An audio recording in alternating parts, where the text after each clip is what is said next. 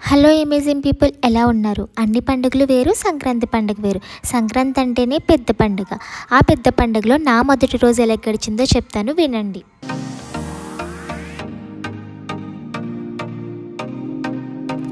మేమైతే మార్నింగ్ 5కి లేచాం ఈ భోగిమంట కోసం.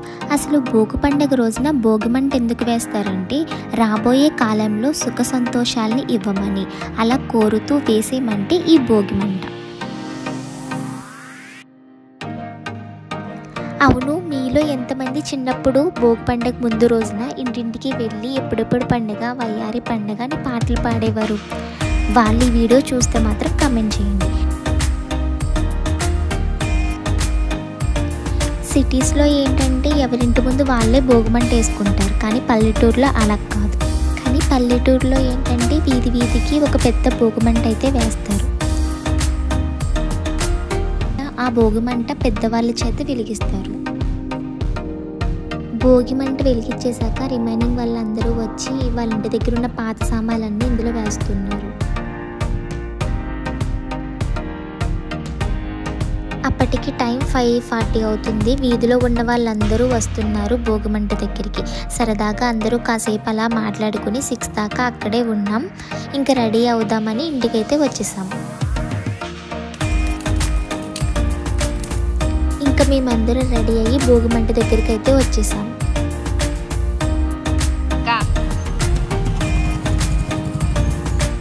మా అన్నయ్య అయితే భోగిమంట ఇంకా పెద్ద చేయడానికి పక్కనున్న కర్రలు ఇంకా ఆకులు అవన్నీ తీసుకొచ్చి భోగిమంట అయితే పెద్ద చేస్తున్నాడు. నేను, మా డాడీ, మా అమ్మ, మా అక్క, మా అన్నయ్య అండ్ మా వదిన వాళ్ళ పిల్లలు అందరూ కలిసి భోగిదండ అయితే వేసాం. మా డాడీ అయితే అందరికీ భోగి పిడక బొట్టు పెట్టుకోమని ఇస్తున్నారు. ఇక భోగిదండ వేసేసాక టెంపుల్కి అయితే వచ్చేసాం. ఇక్కడ కళ్యాణం అయితే జరుగుతుంది టెంపుల్లో. కాసేపు అందరూ అలా కూర్చుని కళ్యాణం అయితే చూసాం.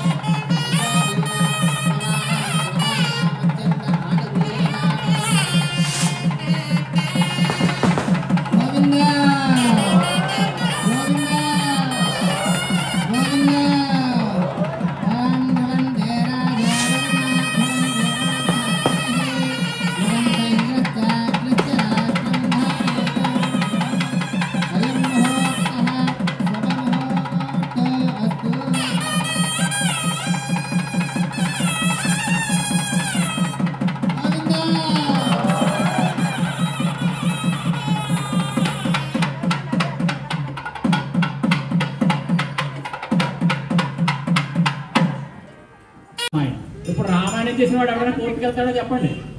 వెళ్ళండి. రామాయణాన్ని ఆత్మగా అర్థం చేసుకోవాలి. ఉదాహరణ కథల పుస్తకంలాగా కథలో పేరాల చదవడం కాదు. అది మనస్సుకు వంట పట్టించుకున్నవాడు భార్యాభర్త చిన్న చిన్న వచ్చినా కూడా అమ్మవారి గురించి తేజో తీపెడుతూ తక్కువగా ఆయన చెప్పడం మాట ఇయం సీత నమసుక సహధర్మ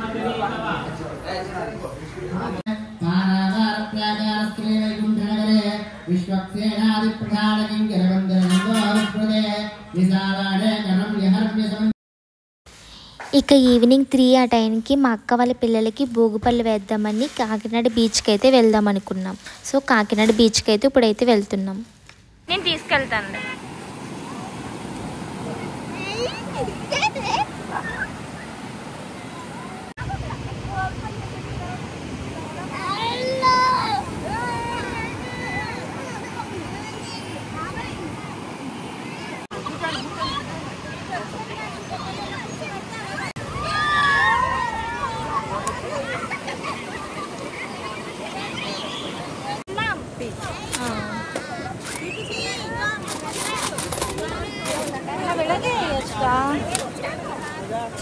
లాగా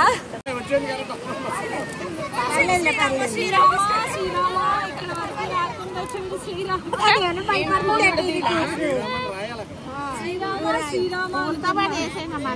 అంటే కొంచెం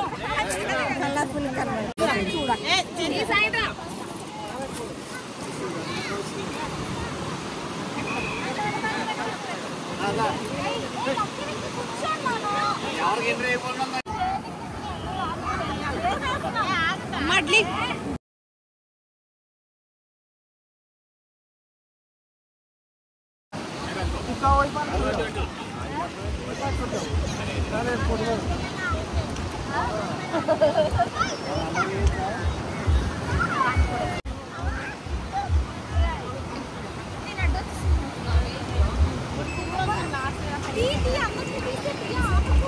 వీడియో తీసేయండి.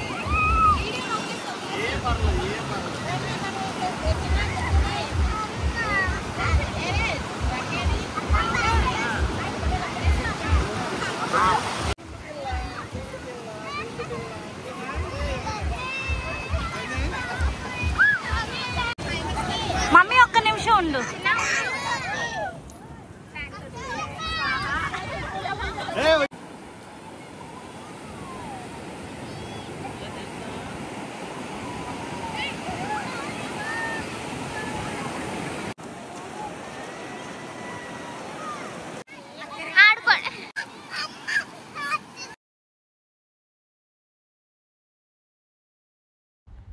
మా ఐరానే ఆడుకోమని వాటర్లో దింపేస్తే ఏడిచేసింది.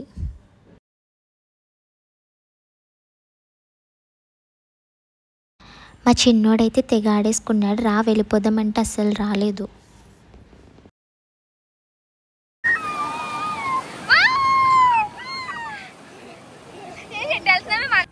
సిక్స్ ఆ టైంకి రిటర్న్ అయితే అయిపోయాం. చిన్నపిల్లలు ఉన్నారని చెప్పి కెరటాలు కూడా చాలా ఎక్కువగా వస్తున్నాయి అని చెప్పి ఎర్లీగా అయితే రిటర్న్ అయిపోయాం.